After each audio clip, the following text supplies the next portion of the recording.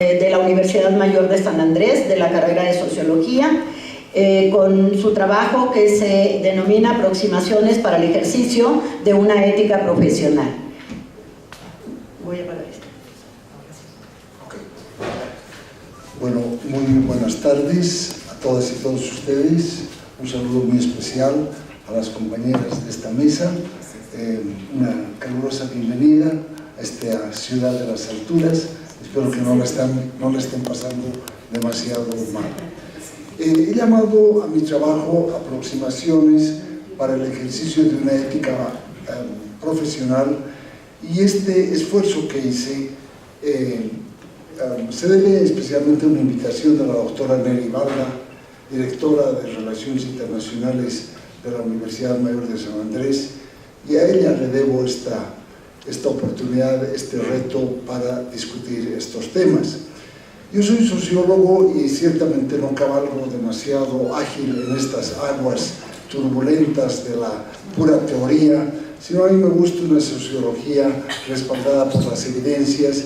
Yo me he quedado solamente en ese marco elucubrativo, teórico, con sobre todo leer algunos textos claves que han sido de gran utilidad para aproximarme conceptualmente a esas diferencias no siempre fáciles de poder establecer entre la moral y la ética. Por lo tanto, este es un ensayo teórico que nos aproximamos al tema de la ética para buscar una cierta claridad conceptual, y de principio este ensayo, esta oportunidad de escribir, se aleja de aquella interpretación desde la única vertiente y raíz religiosa basada en dogmas para comprender la ética. Y aunque no lo digo explícitamente, planteo una visión independientemente de la religión, es decir, el ensayo está planteado desde una óptica secularizada. Por supuesto, apelo a la importantísima concepción de que la persona, como ser individual, pero vinculada a las y los otros, construye su propia ética. Desde una ética de la responsabilidad en oposición a una moral de convicción, como sugiere Lipovetsky. ¿Cuál es el problema que me he situado para esta reflexión? Y digo que las consideraciones éticas dentro de la universidad pública, si bien no están explícitas en resoluciones congresales, han sido producto de autoridades y representantes académicos quienes elaboraron tales normas.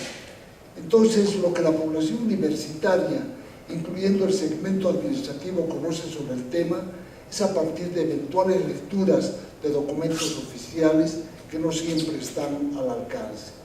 Pero definitivamente la ética profesional no es un tema de difusión, de socialización, de debate e internalización en los estamentos docentes, estudiantiles y administrativos. Tal es así, por ejemplo, la Universidad Mayor de San Andrés no dispone aún de un marco oficialmente aprobado respecto a la comprensión conceptual y los alcances de la ética profesional. Por tanto, se trata de un vacío del conocimiento que indudablemente hay que remediar. La realización del próximo Congreso Nacional de Universidades puede constituir en una excelente oportunidad para la aprobación de un documento de política universitaria sobre la ética profesional. ¿Hay diferencia entre la ética y la moral? Quisiera, por favor, con toda humildad y respeto, acercarme un poco a estas dos dimensiones. La moral se vincula al mundo de las órdenes, de los mandatos, y especialmente costumbres, costumbres, que aceptamos como válidos para el comportamiento humano y sus acciones. La moral está relacionada más bien al deber ser, porque implica el bien, la virtud, la felicidad de las personas, en la medida que sus contenidos prescritos se los haya alcanzado mediante prácticas y acciones humanas. No obstante, no existe una norma única, un patrón, una visión única del mundo que dictamine cómo deben ser las personas, y por eso la complejidad del mandato moral, que entre otros pasa por el relativismo cultural. Lo que es moral en una cultura puede ser amoral o inmoral en otra. Cortina Adela, una importante autora que ha nutrido estas reflexiones, refiere a dos cosmovisiones encarnadas. La primera en la figura del Homo economicus, cuya característica principal y sentido final es la maximización de sus ganancias, el lucro su principal valor, y de alguna manera toda la maquinaria productiva y de intercambio comercial, incluyendo las personas que lo realizan, son un medio para este fin. La segunda es la figura del Homo reciprocans, es decir, se trata de aquel tipo de personas que no se mueven por el cálculo de la máxima utilidad, sino que sus valores son distintos, caracterizados por la reciprocidad, el intercambio, el don, de tal suerte que lo que al fin le interesa es el bienestar suyo, pero también del grupo de personas a las que pertenece y los que comparte la vida, la fiesta, la producción y el comercio. Se trata de esta vieja discusión entre el valor de intercambio y el valor de uso. Siguiendo a esta misma autora, el consumo se ha convertido en el motor de la producción y las personas debemos asumir un carácter consumista para que la sociedad funcione. De ahí pueden desprenderse entre los principales componentes de la ética, que son la conciencia, la libertad y la capacidad crítico-reflexiva, y que quedan fuertemente disminuidas por esta lógica perversa del capitalismo lucrativo. ¿Cómo entendemos la ética? La entendemos, y ya se ha dicho en alguna de mis compañeras que me precedió, como un acto y una práctica racional que responde al por qué se considera el deber ser como válido. Es una reflexión sobre el mandato moral, acerca de los justificativos, acerca de los motivos que justifican la adopción de nuestras prácticas y acciones. La ética es un hábito aprendido que intenta comprender por qué ciertas acciones, prácticas y actitudes convienen al comportamiento humano y otras definitivamente no.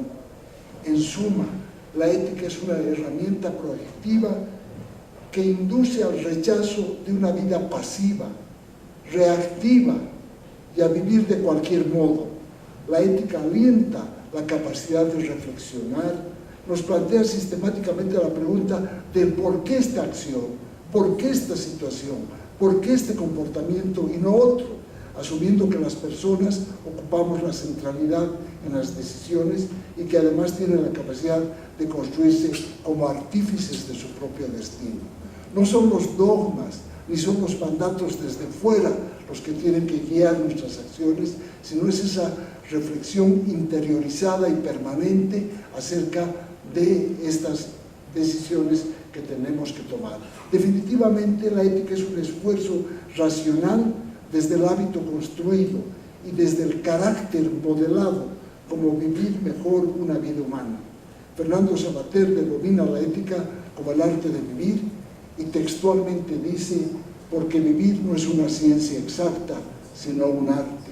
La buena vida no es algo general, fabricado en serie, sino que solo existe a la medida. Cada cual debe ir inventándosela de acuerdo con su individualidad única, irrepetible y frágil. Por tanto, hay una interrelación entre la moral y la ética, pero esta última está estrechamente ligada a esa escuela de hábitos en las que se aprende a vivir bien o mal. Por tanto, implica valorar moralmente a las personas, acciones y situaciones, emitiendo un juicio de ellas como buenas o malas, y para ello los requisitos fundamentales son la conciencia y la libertad. La escuela referida persigue la formación del carácter, no solo de las personas, sino de las instituciones, de los gobiernos y sociedades, para que su modo de vivir sea ético en su morada, en su forma de habitar y en su forma de empoderarse a sí mismo. ¿Cuáles son los elementos principales de una ética profesional? Dado que el propósito fundamental de las casas superiores de estudio es formar profesionales, Cortina plantea interesantes elementos para incorporarlos en nuestra reflexión y quehacer. Educar con calidad supone formar buenos profesionales, gentes que en el caso de poder ejercer una profesión, sepan que no solo es un medio de vida, ni siquiera es solo un ejercicio técnico. No es lo mismo ser un buen técnico que ser un buen profesional. La transformación social solo es posible, antes se pensaba así, mediante el ingreso a un partido político.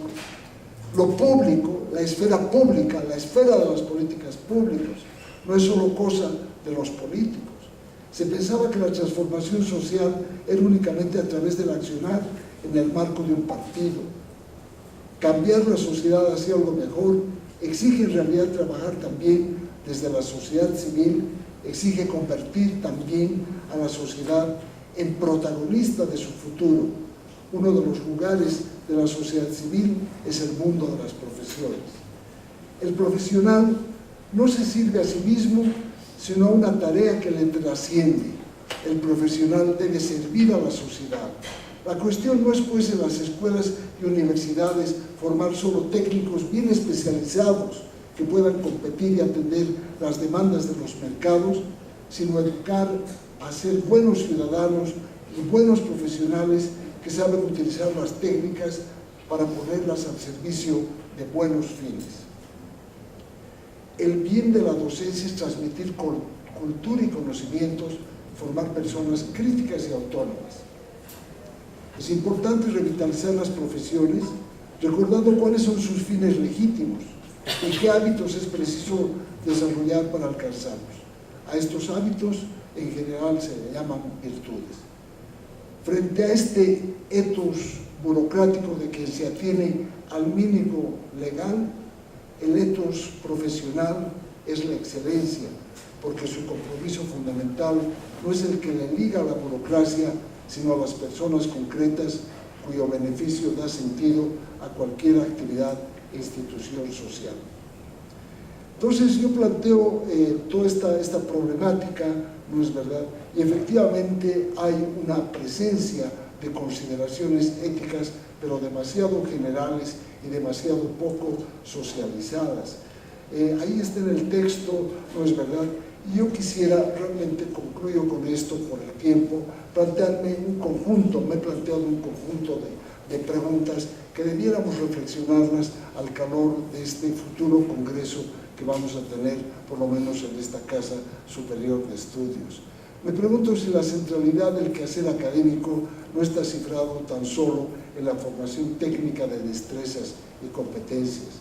La formación de profesionales con conciencia crítica, responsabilidad y compromiso social, ¿qué prioridad ocupa en el orden de prelación universitaria?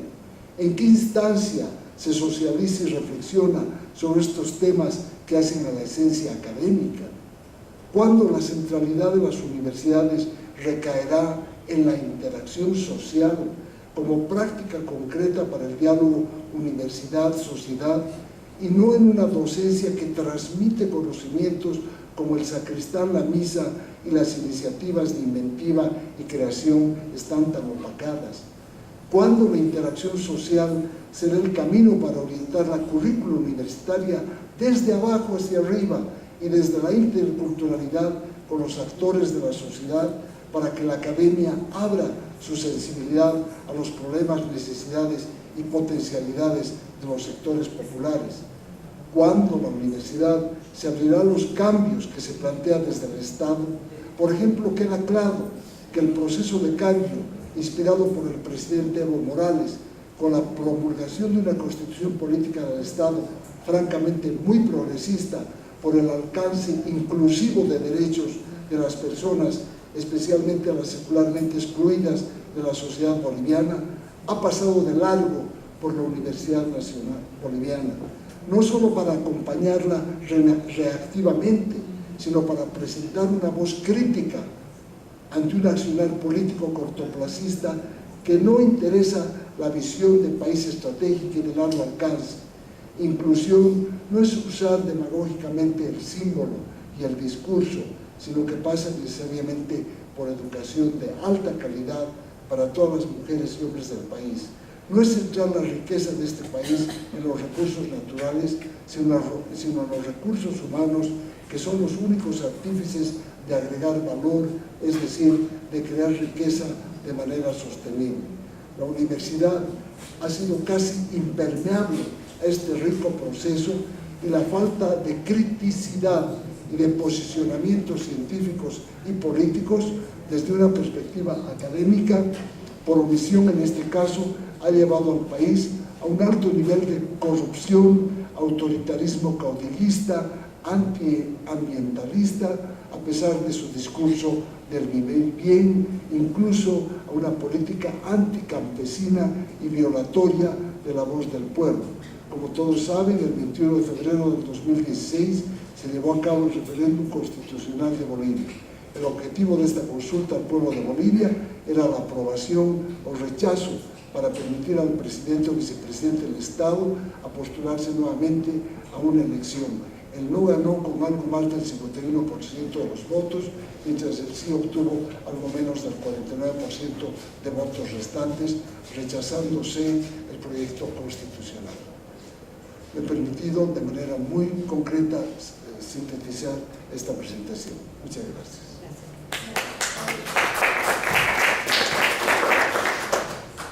Pues hemos concluido, colegas. Nos quedan 5 minutos porque debemos también dejarle el tiempo necesario a la siguiente mesa. Si alguno de ustedes tiene una pregunta, solo les pediría que fuera una pregunta y que se dirijan concretamente